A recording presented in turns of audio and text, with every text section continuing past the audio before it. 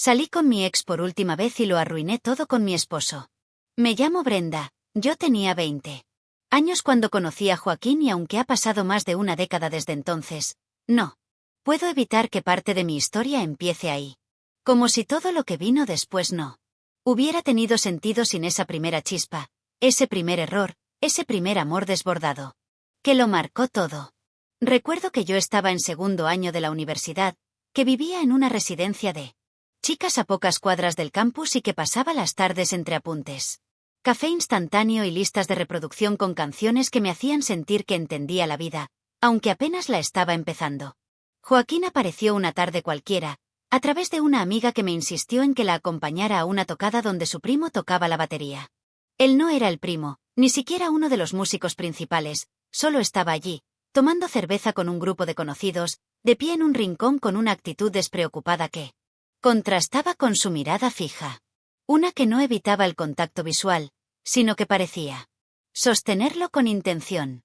No puedo explicar exactamente qué fue lo que me atrajo, pero fue inmediato. Tal vez la forma en que hablaba, con una seguridad tranquila que rayaba en la arrogancia, o el modo en que escuchaba, como si cada palabra tuviera un peso real. Tenía 5 años más que yo. Trabajaba como fotógrafo en eventos y se autodefinía como alguien que odiaba las etiquetas, las reglas, los horarios. Y aunque eso, en teoría, no debería haberme seducido, lo hizo. Me sentía atraída por su libertad, por su espontaneidad, por la forma en que parecía moverse sin pedir permiso a nadie. Al principio todo fue emoción. Salíamos sin rumbo, tomábamos vino barato en parques, hablábamos hasta las 3 de la mañana sobre libros, música y teorías absurdas de conspiración que él defendía con una mezcla de ironía y pasión. Me hacía sentir vista, como si todo lo que yo pensaba que era insignificante en mí tuviera de pronto una importancia desmedida.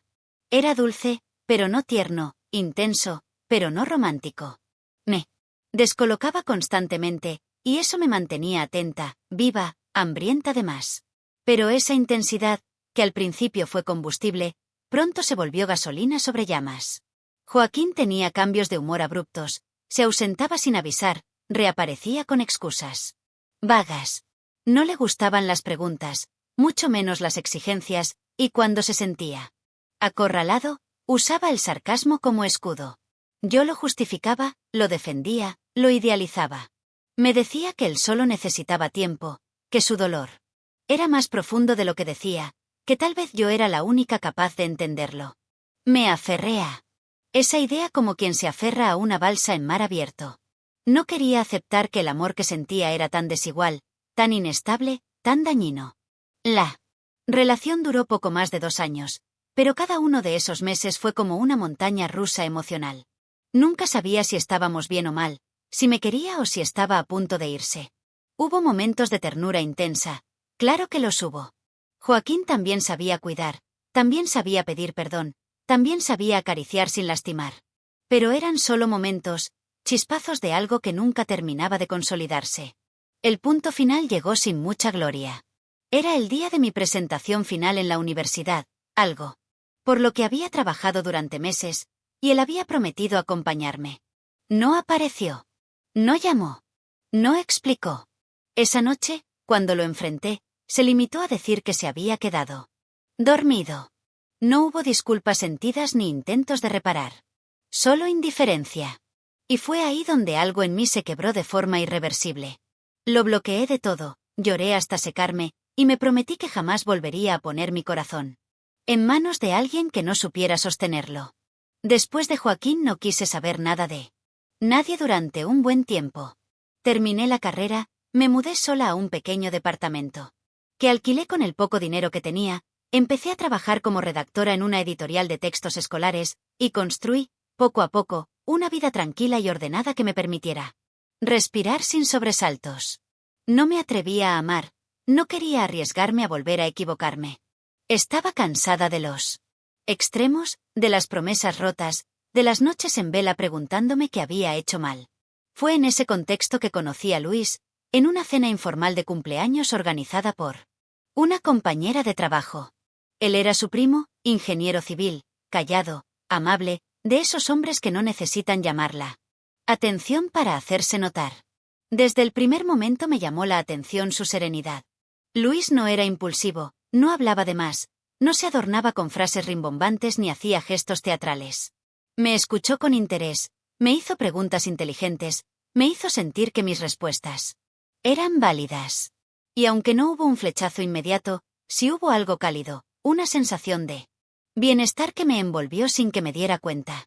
Comenzamos a salir poco después. Cafés, paseos por librerías, charlas sobre nuestras infancias y nuestras frustraciones. Luis tenía una manera de sostener el mundo entre sus manos, y yo me sentía segura junto a él. No tenía que estar en guardia, no tenía que adivinar lo que pensaba, no tenía que mendigar cariño. Era constante, considerado, predecible en el mejor sentido de la palabra. Me enamoré de esa paz, de esa vida ordenada que construimos juntos, sin fuegos artificiales, pero con firmeza. Me enseñó a confiar de nuevo, a soltar el miedo, a dormir tranquila. No recuerdo exactamente cuándo comencé a bajar la guardia con Luis, pero sí. Recuerdo la sensación que me envolvió cuando me di cuenta de que estaba haciéndolo. Fue algo lento, sin sobresaltos, como si un día despertara y notara que ya no tenía esa armadura puesta, que podía hablar sin medir cada palabra, que podía estar en silencio sin sentirme juzgada o analizada o interpretada desde un lugar que me incomodaba. Me parecía extraño al inicio, porque yo venía de un tipo de amor que exigía explicaciones constantes, justificaciones eternas, defensas emocionales con cada paso. Con Joaquín todo era una guerra sutil, un pulso entre el deseo y el miedo, entre la necesidad de pertenecer y el impulso de escapar. Con Luis, en cambio, todo parecía limpio, honesto, libre de agendas ocultas. Al principio pensé que era aburrido. No en el sentido superficial, sino en lo profundo, no sentía esa adrenalina que solía confundirme con amor. Me costó entender que el amor no tenía que doler para ser real, que no tenía que mantenerme despierta hasta las 3 de la mañana preguntándome si aún me quería, si estaba con otra, si había dejado de pensar en mí. Luis me miraba con claridad, como si no hubiera rincones que temiera explorar. Me escuchaba cuando hablaba de mis inseguridades, incluso las más absurdas, y nunca se burlaba de ellas. Me dejaba ser, y no sé si en ese momento fui capaz de dimensionar el regalo que eso representaba. Después de un año de salir, me propuso que nos mudáramos juntos. Yo había tenido planes de vivir sola por un tiempo más, de probarme a mí misma que podía.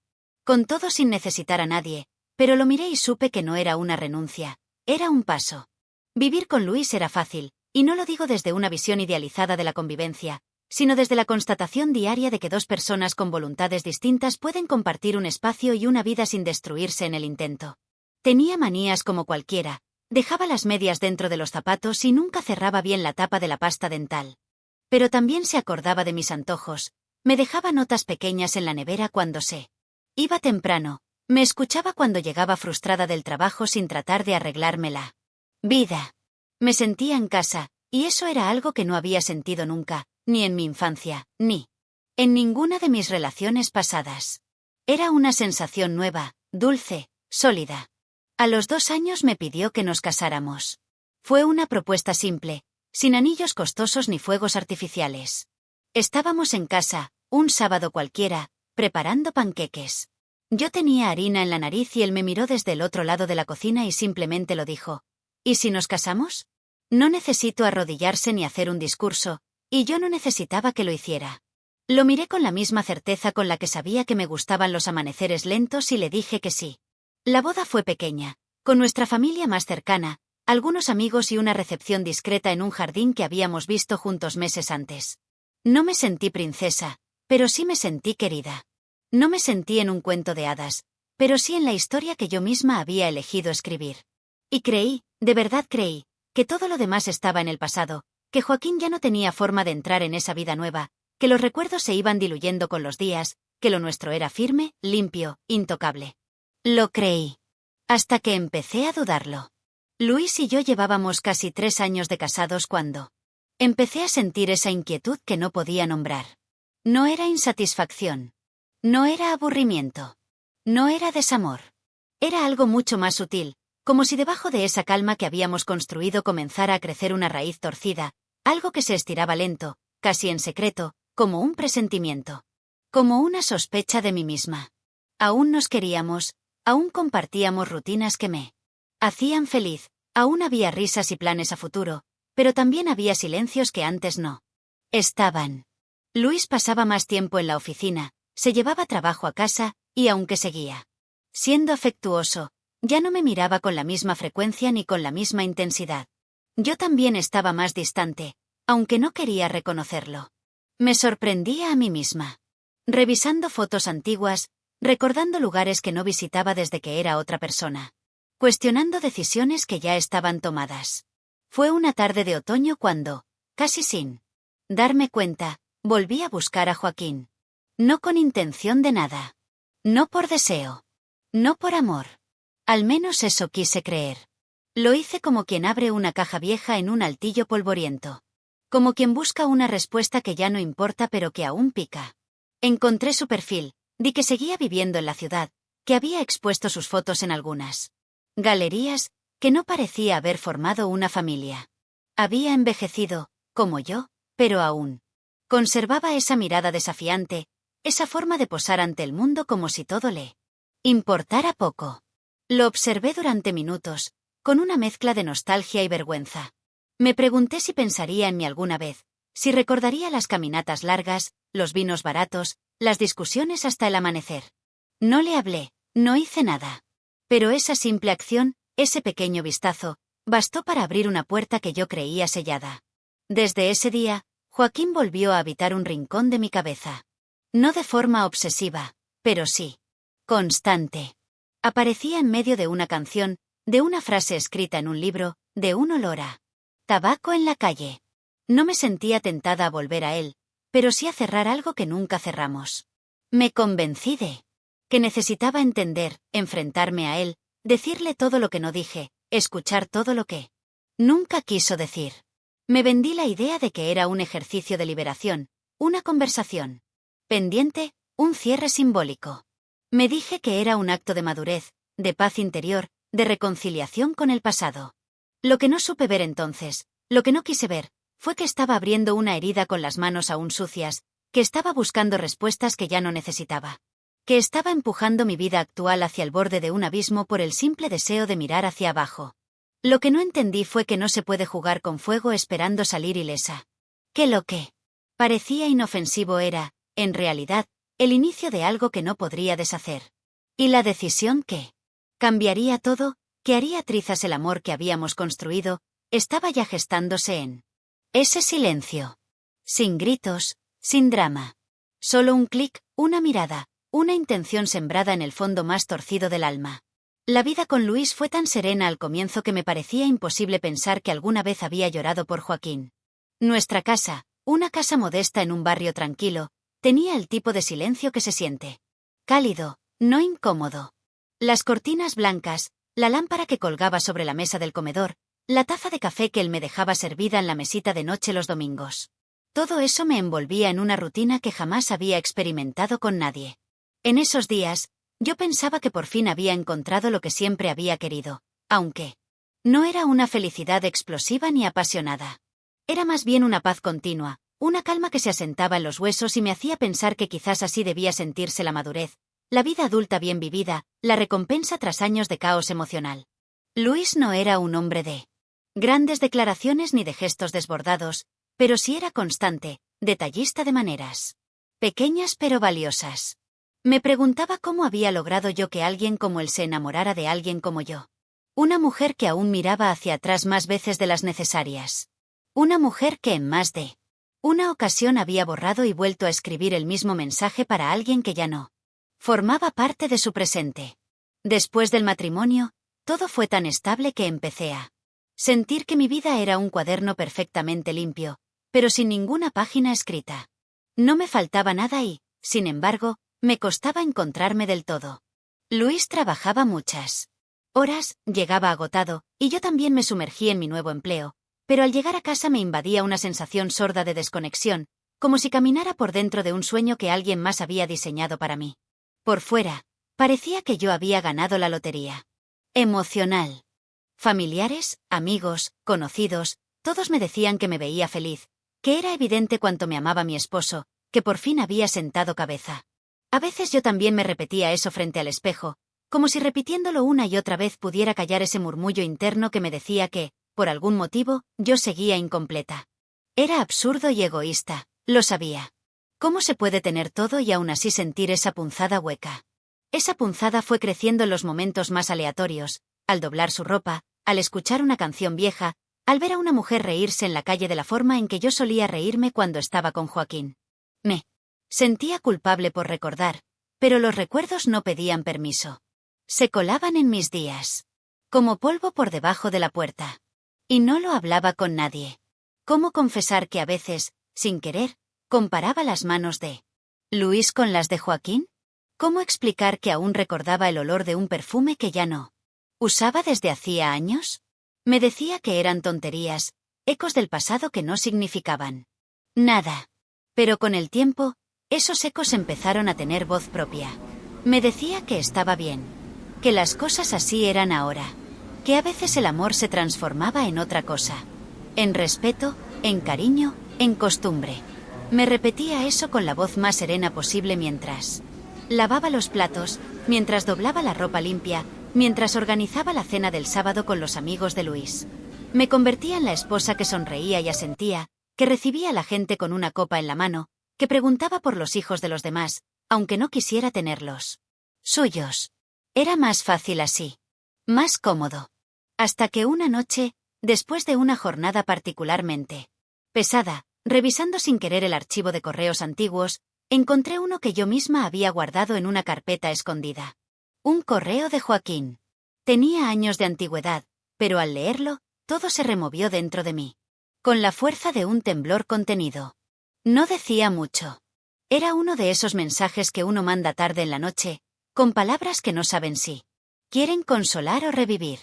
Me hablaba de lo que fuimos, de cómo a veces él pensaba que yo había sido su persona correcta en el momento equivocado. Me hablaba de un bar al que habíamos ido una vez y de cómo desde entonces nunca había vuelto, porque todo ahí le olía a mí. No le respondí esa noche.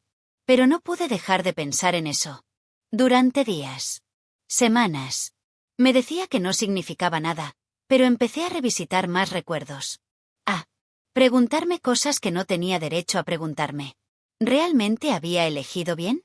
¿O simplemente había elegido lo más estable, lo más seguro, lo que todos me decían que era lo correcto? Y entonces, en medio de todo eso, Joaquín me escribió de nuevo. Era un mensaje corto, casual, casi inocente. Me preguntaba si podíamos vernos. Solo para hablar. Solo una vez. Solo para cerrar todo bien. Al principio lo ignoré. Pero me di cuenta de que empecé a esperar otro mensaje. Y llegó. Y volví a ignorarlo. Pero me empezaba a costar más sonreírle a Luis como antes. Me empezaba a costar incluso tocarlo sin sentir culpa. Me empezaba a doler la rutina que antes me daba paz.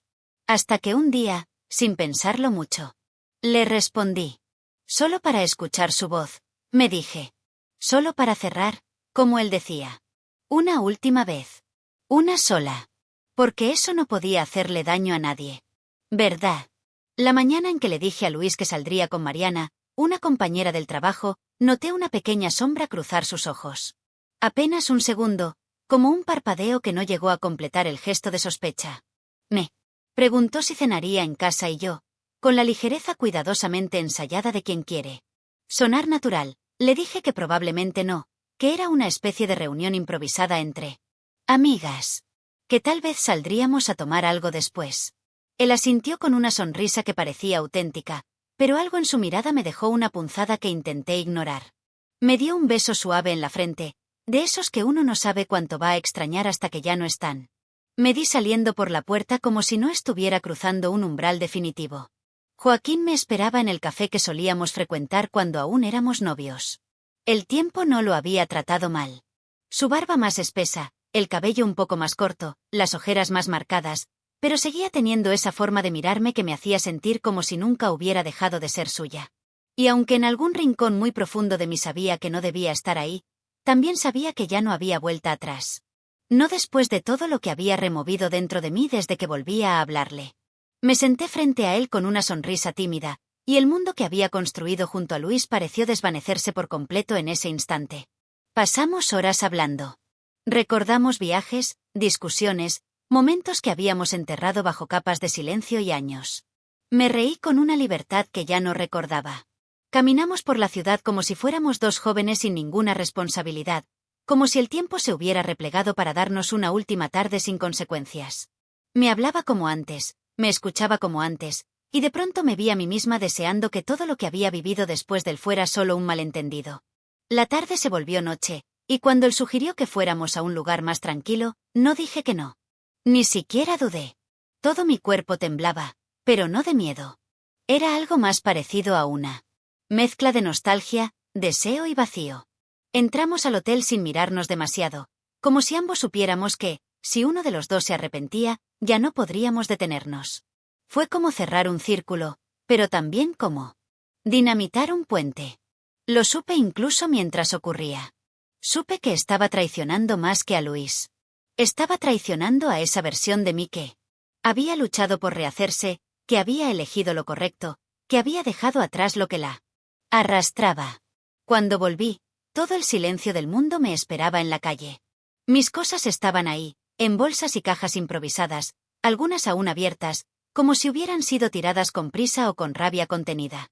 Mi ropa interior encima de unos libros, mis cosméticos desparramados entre papeles del seguro médico, mis zapatillas viejas al borde de la vereda. Luis no estaba afuera, no me esperaba, no dejó ninguna nota.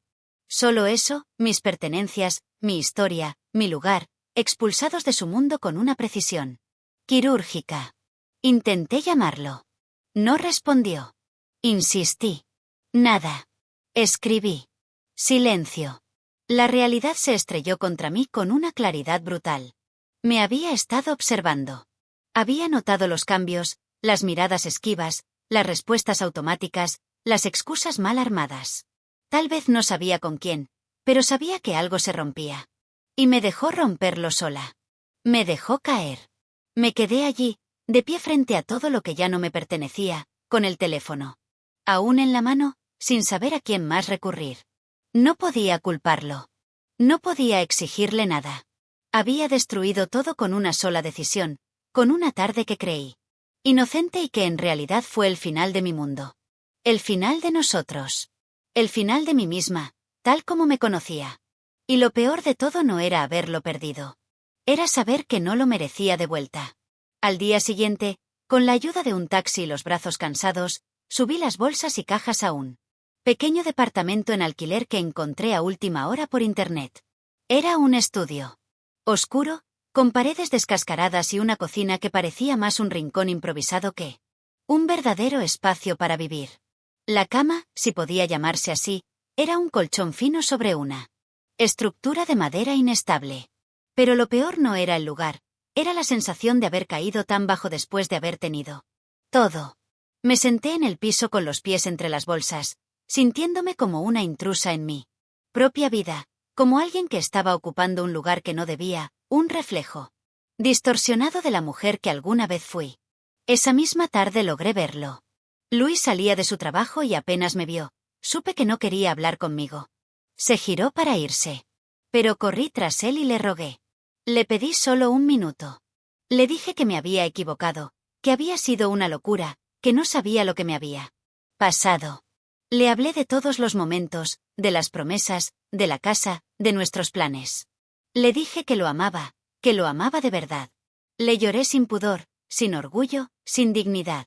Me arrodillé frente a él en plena calle, sin importarme la gente, sin importarme nada. Pero su rostro ya no era el mismo. Me miraba como se mira a alguien que uno no reconoce del todo, como si en algún momento yo hubiera dejado de ser la mujer que él eligió. Solo dijo que ya estaba todo decidido. Que el divorcio estaba en marcha. Que no tenía nada más que hablar conmigo. Y se fue. Se fue con esa misma firmeza con la que alguna vez me prometió no dejarme jamás. Me quedé ahí, viendo cómo se alejaba, sintiendo que no había nada que pudiera hacer para detenerlo, porque ya lo había perdido mucho antes de que él se fuera. Lo había perdido. Cuando creí que podía jugar con fuego sin quemarme.